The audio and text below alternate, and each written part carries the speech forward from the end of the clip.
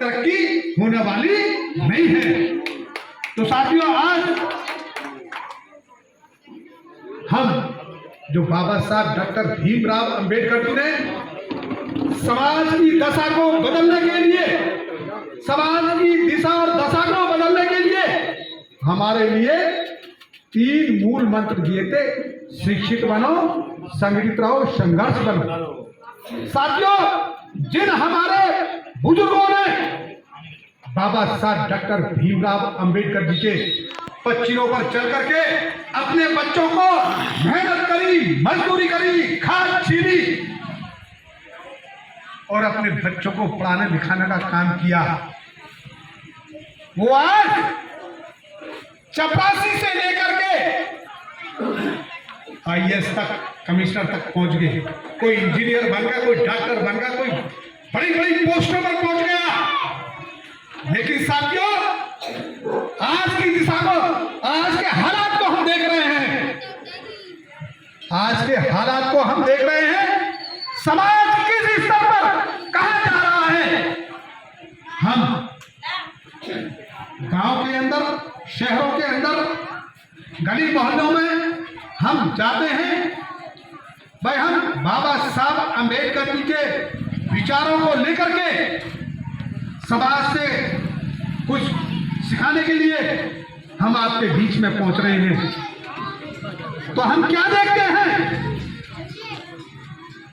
लोग एक उस नुक्कड़ पर बैठा है, एक उस चौपाल पर बैठा है, कुछ लोग पेड़ के नीचे बैठे हैं, सुबह से शाम तक ताश के पत्ते खेलते रहते हैं, खाली ताश के पत्ते खेलते रहते हैं और अपना पूरा दिन ताश के पत्तों की तरह उड़ा देते हैं।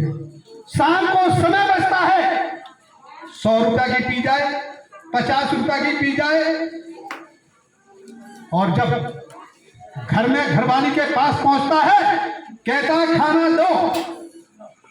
खाना कहां से दे बेचारी, घर में बच्चों के लिए चूल्हा जला नहीं है, उससे खाना मांगता है, बच्चे भूखे हैं। फिर उस पत्नी को डंडों से पीटता है, 12 बजे तक अड़ोसी पड़ोसियों को सोने नहीं देते।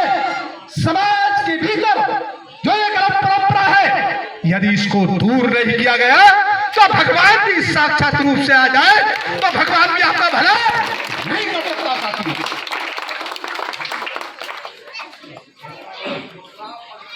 साथियों, आज जो समाज की जो तरक्की है, एक तो तुम्हारे कर्म ऐसे हो रहे हैं, दूसरा सरकार ये चाहती है, क्या चाहती है सरकार, जो बाबा साहब डॉक्टर भीमराव अंबेडकर जी के संविधान की बदौलत जो लोग आज IAS, IPS बड़ी बड़ी पोस्टों पर पहुंच करके, जैसे आपके यहाँ कोई सर्वकास्ट का व्यक्ति जहां तक कोई DM बन के आ जाए, SSP बन के आ जाए हापुड़ में, तो मनुवादी लोगों के पेट में ये दर्द होने लग रहा है। जो कल तक गुलामी करने वाले लोग हैं, उनको हमें सलाम ठोकना पड़ता है। इनको कैसे रोका जाए, इनको कैसे रोका जाए, तो लगातार इस कोशिश में है जो भारतीय संविधान में बाबा साहब डॉक्टर अंबेडकर जी ने जो हमारे समाज के लोगों के लिए, इस देश के गरीब किसान मजदूरों के लिए जो अधिकार दिए हैं, उन अधिकारों को भारतीय जनता पार्टी की सरकार खत्म करना चाहती है। उन्होंने जो इस देश के साधु संत हैं, शंकराचार्य हैं, उन्होंने साथियों इलाहाबाद के अंदर कहा था कि मकर संक्रांति के दिन भारतीय संविधान को खत्म करके यहाँ पर मनुस्मृति लागू की जाएगी। साथियों, जिस दिन इस देश के अंतर्गत मनुस्मृति लागू हो गई, तो उस दिन इस देश के हमारे समाज के लोगों की क्या दशा होगी। किसी को स्कूल के सारे दरवाजे बंद हो जाएंगे, किसी की नौकरी नहीं रहेगी, सिर्फ गुलामियत के अलावा कुछ नहीं रहेगा। साथियों, आज हमें भारतीय संविधान को बचाने की जरूरत है, भारतीय संविधान को बचाने की जरूरत है। ये संविधान कब बचेगा, क्योंकि साथियों चंद्रशेखर आजाद जी संविधान को बचाने के लिए लगातार संघर्ष कर रहे हैं और पार्लियामेंट के अंतर्गत जिस प्रकार से सरकार को घेरने का काम करते हैं, इस देश के अंतर्गत किसी भी कोने पर इस देश के गरीब किसान मजदूर के ऊपर जुर्म और अत्याचार होता है, उनकी समस्याओं के समाधान के लिए मौके पर पहुंचते हैं। तो आज हमें संविधान कैसे बचेगा साथियों, संविधान कैसे बचेगा? आज साथियों, आज जो बाबा साहब डॉक्टर भीमराव अंबेडकर जी ने हमारे लिए जो भारतीय संविधान में एक वोट का जो अधिकार दिया था, आज वो लोग उस अधिकार को खत्म करना चाहते हैं। वो कैसे कर रहे हैं साथियों?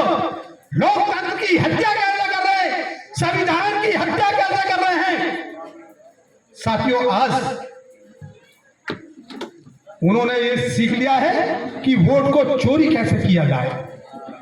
तुम्हारे यहां पर मैं सावधान करने के लिए आया हूं सिपाही के लोगों को, तुम्हारी जो वोटर लिस्ट में तुम्हारे लोगों के नाम काटे जाएंगे और फर्जी नाम जोड़े जाएंगे। अब फर्जीफिकेशन वोट डाली जाएगी, तुम वोटर लिस्ट में ढूंढते रहोगे, हमारा वोट तो कट गया, हमारा वोट नहीं है। फिर आप जो कहोगे कि हमारा वोट तो है ही नहीं, हम कहां से डालें? आपको सावधान रहना होगा। जब भी वोट का अधिकार, जब भी वोट बनाने की प्रक्रिया होती है तो बीएलओ जो तुम्हारे स्कूल में रहता है उससे संपर्क में रहे, नौजवान साथी संपर्क में रहे, अपनी वोटों को चेक करते रहे, अपनी वोट नहीं बढ़वाने का काम करें, तभी आपका साथियों लोकतंत्र बच सकता है, संविधान बच सकता है। वरना ये लोग आज इन्होंने प्रक्रिया कर रही है कि हम वोट चोरी के आधार पर, वोटर लिस्ट में इनामदारी के आधार पर हम अपनी सरकार को लंबे समय तक चलाते रहे